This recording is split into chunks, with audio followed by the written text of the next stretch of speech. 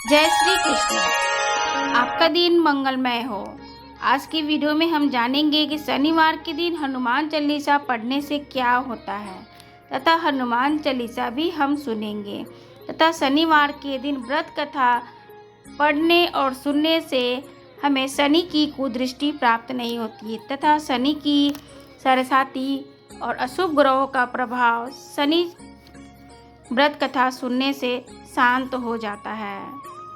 वहीं पर शनिवार और मंगलवार के दिन हनुमान चालीसा का पाठ करने से हनुमान जी आशीर्वाद सदैव बना रहता है। हनुमान चालीसा को सुबह या शाम दोनों समय लाल रंग के आसन पर बैठकर करना चाहिए।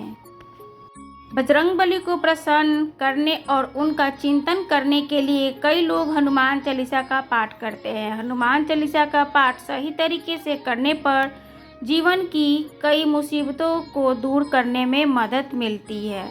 देवों के देव महादेव अवतार हैं हनुमान जी का। ऐसा कहा जाता है कि इस धरती पर सिर्फ हनुमान जी ही विराजमान हैं। बजरंगबली को प्रसन्न करने और उनका चिंतन करने के लिए कई लोग हनुमान चालीसा का पाठ करते हैं, जिसे तुलसीदास द्वारा लिखित गया है। हनुमान चालीसा का पाठ करने से जीवन में कोई मुसीबत नहीं आती है तथा मुसीबतों को दूर करने में भी मदद मिलता है, जिससे कि परिवार में सुख शांति समृद्धि बनी रहती है। अब जानते हैं कि हनुमान चालीसा कब और कैसे करें। तो हनुमान चालीसा का पाठ मंगलवार या शनिवार के दिन करना बेहद शुभ माना जाता है। वहीं पर इस चालीसा का रोज पाठ करने से हनुमान जी का आशीर्वाद सदैव बना रहता है। हनुमान चालीसा को सुबह या शाम लाल रंग के आसन पर बैठकर कर सकते हैं। हनुमान चालीसा को 7 बार पढ़ने से विशेष फल की प्राप्ति होती है। डर को भी दूर भगाया जा सकता है। हनुमान चालीसा में ये आता है, भूत पिशाच निकट नहीं आवे, महावीर जब नाम सुनावे। तो इस मंत्र को हमेशा बोलते रहे। जब भी आपको डर लगे तो निश्चित ही रूप से आपके आसपास कोई डर नहीं भटकेगा। वहीं पर सुख समृद्धि के लिए भी हनुमान चालीसा का 7 बार रोजाना पाठ करने से घर में सुख समृद्धि की बढ़ोतरी होती है। इससे आर्थिक स्थिति भी मजबूत होती है, मनोकामनाएं भी पूर्ण होती हैं तथा उसमें हमें नौकरी की भी प्राप्ति होती है तथा संतान की भी प्राप्ति होती है जो हनुमान जी की पूजा करते हैं। अब सुनते हैं शनिवार व्रत कथा। शनिवार व्रत कथा। एक समय स्वर्ग लोक में सबसे बड़ा कौन के प्रश्न में 9 ग्रहों में वाद विवाद हो गया। विवाद इतना बढ़ गया कि परस्पर भयंकर युद्ध की स्थिति बन गई। निर्णय लेने के लिए सभी देवतागण देवराज इंद्र के पास पहुंचे और बोले कि हे देवराज, आपको निर्णय करना होगा कि हम सब में बड़ा कौन है। देवताओं का प्रश्न सुनकर देवराज इंद्र उलझन में पड़ गए। इंद्र ने बोले कि मैं इस प्रश्न का उत्तर देने में असमर्थ हूँ। हम सभी पृथ्वी लोक में उज्जैनी नगरी में राजा विक्रमादित्य के पास चलते हैं। वे देवराज इंद्र सहित सभी ग्रह देवताओं को उज्जैनी नगरी पहुँचे। महल में बहुत सुविधा देखकर महल में पहुंचकर जब देवताओं ने उनसे अपना प्रश्न पूछा तो राजा विक्रमादित्य भी कुछ देर के लिए परेशान हो उठे, क्योंकि सभी देवताओं अपनी अपनी शक्तियों के कारण महान थे। किसी को भी छोटा या बड़ा कहना क्रोध के प्रकोप को भयंकर हानि पहुंचा सकती थी। अचानक राजा विक्रमादित्य को एक उपाय सूझा और उन्होंने विभिन्न धातुओं को स्वर्ण, रजत, चांदी, रजत, कांसा, ताम्र, सीसा, रांगा, जस्ता, अभ्रक, लोहे और 9 आसन बनवाए। धातुओं के गुणों के अनुसार सभी आसनों को एक दूसरे के पीछे रखवा कर उन्होंने देवताओं को अपने सिंहासन पर बैठने को कहा। देवताओं के बैठने के बाद राजा विक्रमादित्य ने कहा कि आपका निर्णय तो आपने स्वयं ही हो गया है। जो सबसे पहले सिंहासन पर विराजमान है वही सबसे बड़ा है। राजा विक्रमादित्य की ऐसा निर्णय सुनकर शनि देव ने सबसे पीछे आसन पर बैठने के कारण अपने आप को छोटा जानकर क्रोधित होकर कहा, राजा विक्रमादित्य, तुमने मुझे सबसे पीछे बैठाकर मेरा अपमान किया है। तुम मेरी शक्तियों को नहीं पहचानते। मैं तुम्हारा सर्वनाश कर दूंगा। शनि ने कहा कि सूर्य एक ऐसी राशि है कि 1 महीने के चंद्रमा 2.25 दिन, मंगल 1.5 दिन महीने में और बुध और शुक्र एक एक महीने में, बृहस्पति 13 महीने रहते हैं। लेकिन मैं किसी राशि पर 7.5 बरस 7.5 तक रहता हूँ। बड़े बड़े देवताओं को मैंने अपने प्रकोप से पीड़ित किया है। राम को 7.5 के कारण वन में जाकर रहना पड़ा। रावण को 7.5 के कारण ही युद्ध में मृत्यु का शिकार बनना पड़ा। राजा, अब तू भी मेरे प्रकोप से नहीं बच सकेगा।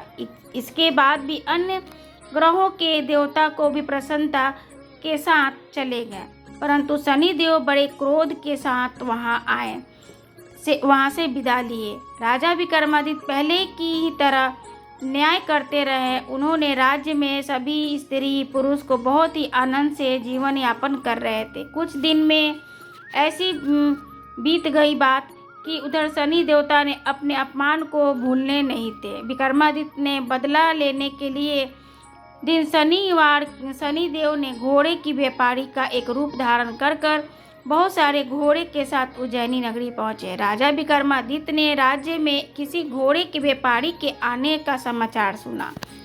उन्होंने अश्वपाल को कुछ घोड़े खरीदने के लिए भेजा।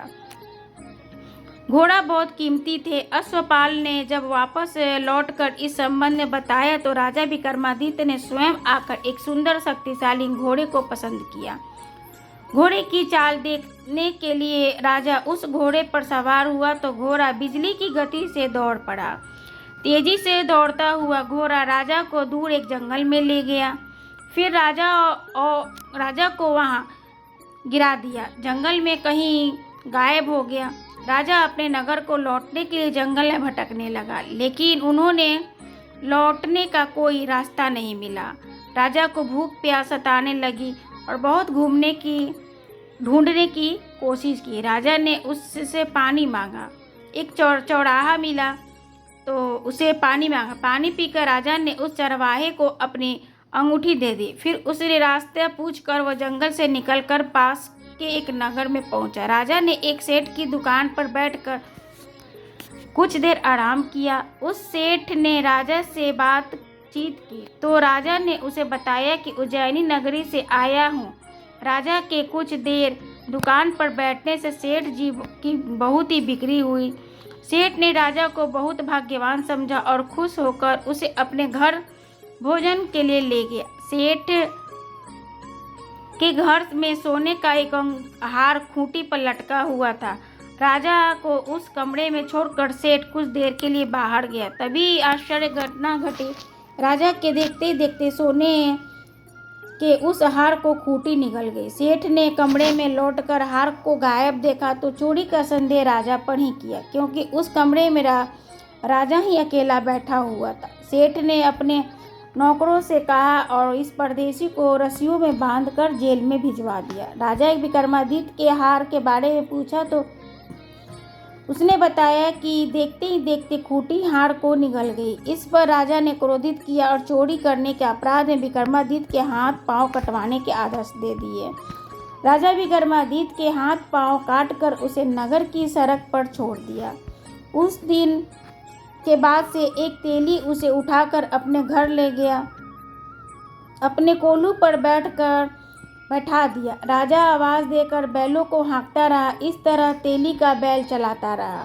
राजा को भोजन मिलता। शनि के प्रकोप की 7.5 पूरी हो गई होने पर वर्षा ऋतु भी आरंभ हुई। राजा विक्रमादित्य एक रात मेघ मल्हार गा रहा था। तभी नगर के राजा की लड़की राजकुमारी मोहिनी रथ पर सवार होकर उस तेली के घर के पास आई। उसने मेघ के मल्हार सुना तो उसने बहुत ही अच्छा लगा और दासी को भेजकर गाने वाले को बुलवाने के लिए कहा। दासी ने लौटकर राजकुमारी को अपंग राजा के बारे में सब कुछ बताया। राजकुमारी उसके मेघ मल्हार से बहुत मोहित हुई, अतः उसने सब कुछ जानकर भी अपंग राजा से विवाह करने का निश्चय किया। राजकुमारी ने अपने माता पिता से जब ये बात कही तो हैरान हो गए और रानी ने मोहिनी को समझाया, बेटी तेरे भाग्य में तो एक से बढ़कर एक राजा लिखा है, फिर तू उस अपंग से विवाह क्यों करना चाहती है, अपने पाँव पे कुल्हाड़ी क्यों मारना चाहती है। राजकुमारी ने भी अपनी जिद नहीं छोड़ी। अपनी जिद पूरी करने के लिए उसे को भोजन करवाना छोड़ दिया और प्राण त्याग देने का निश्चय किया। आखिर में राजा रानी विवश होकर अपंग विक्रमादित्य से अपनी राजकुमारी के शादी कर दिया। उसी रात स्वप्न में शनिदेव ने कहा कि राजा, तुमने मेरा प्रकोप देख लिया, मैंने तुम्हें अपने अपमान का दंड दे दिया है। राजा ने शनिदेव से क्षमा मांगी और क्षमा करने को कहा और प्रार्थना की कि हे शनिदेव, आपने जितना दुख मुझे दिया है अन्य किसी को न देना। शनिवार के दिन कुछ सोचकर कहा, राजा, मैं तुम्हारी प्रार्थना स्वीकार करता हूँ। जो कोई भी स्त्री पुरुष मेरे पूजा का शनिवार को व्रत कर मेरी व्रत कथा सुनेगा, उस पर मेरी अनुकंपा बनी रहेगी। प्रातःकाल राजा विक्रमादित्य की नींद खुली तो अपने हाथ पांव देखकर राजा को बहुत खुशी हुई। उसने मन ही मन शनिदेव को प्रणाम किया। राजकुमारी भी राजा के हाथ पांव सही सलामत देखकर आश्चर्य में डूबी रही। तब राजा विक्रमादित्य ने अपना परिचय देते हुए शनिदेव के प्रकोप की सारी कहानी बताई। सेठ को जब इस बात का पता चला तो दौड़ता हुआ तेली के घर पहुंचा और राजा के चरणों में गिरकर क्षमा मांगने लगा। राजा ने उसे क्षमा कर दिया क्योंकि सब शनिदेव के प्रकोप के कारण हुआ था। सेठ राजा को अपने घर ले गया और उसे भोजन करवाया। भोजन करते समय वहाँ एक आश्चर्यजनक घटना घटी। तब देखते ही देखते खूंटी ने हार उगल दिया। सेठ जी ने भी अपनी बेटी का विवाह राजा के साथ करवा दिया और बहुत सारे स्वर्ण आभूषण देकर विदा किया। राजा विक्रमादित्य राजकुमारी मोहिनी और सेठ की बेटी के साथ उज्जैनी पहुंचे। नगरवासियों में हर्ष उल्लास से उनका स्वागत किया। अगले दिन राजा विक्रमादित्य ने पूरे राज्य में घोषणा करवा दी कि शनिदेव सब देवों में श्रेष्ठ हैं। प्रत्येक स्त्री पुरुष शनिवार को व्रत करे और व्रत कथा अवश्य सुने। राजा विक्रमादित्य की घोषणा से शनिदेव बहुत ही प्रसन्न हुए। शनिवार का व्रत करने और व्रत कथा सुनने के कारण सभी लोगों की मनोकामनाएं शनिदेव की अनुकंपा से पूरी होने लगी। सभी लोग आनंद पूर्वक रहने लगे। इस प्रकार शनिदेव व्रत कथा समाप्त हुआ। जय श्री कृष्णा।